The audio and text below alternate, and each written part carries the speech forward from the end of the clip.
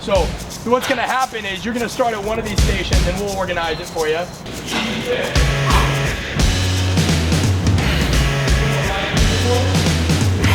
Go! Look! Get in there! Push it up and hit start again. 3.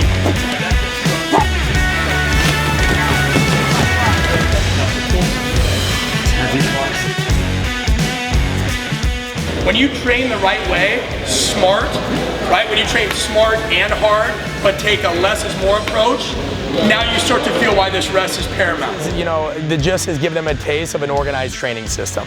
So taking everything that they've probably done in some capacity somewhere else, but organizing it in a way that it's more easily digestible and packaged, and they can see the structure of it and the overall plan.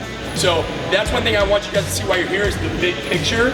And that's why we try to take care of the nutrition, the recovery, and all of that in-house, because then we control that and take that out of your hands. You don't have to worry about it as much. I mean, they work technique all day, whether it's wrestling, jiu-jitsu, striking, what have you. We do the same thing, right? Their striking and wrestling technique is our sets and reps and power output.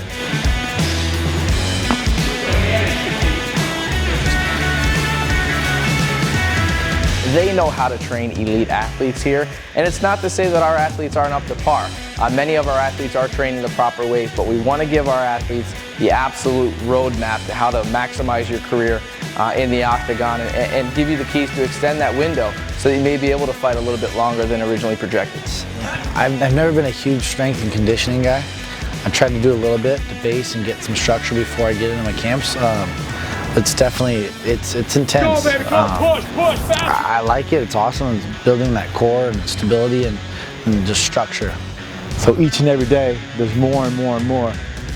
And on day 3, I'm just, from head to toe, my body's sore.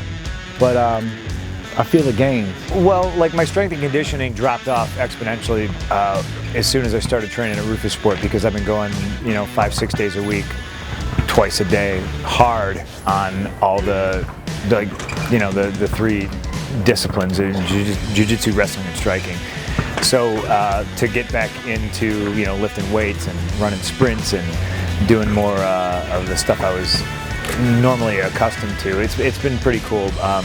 But this place is awesome. It's difficult, it's fun at the same time. You reach out to the NFL, you reach out to key players in the NHL and the NBA, they rave about this facility. They feel like this is an athlete-driven facility from the start of your career to the end. They know how to prepare you, and they're here for you when you get injured. Injuries are a very, very real part of sports, and these guys know how to deal with it. So there's always sports that have kind of gone up the chain. Baseball is just taking hold, and you're starting to see those improvements and everything. So really surprised at the youth of UFC coming in so early. Usually I would have maybe told you in a decade they'll seek the solution, because look at boxing.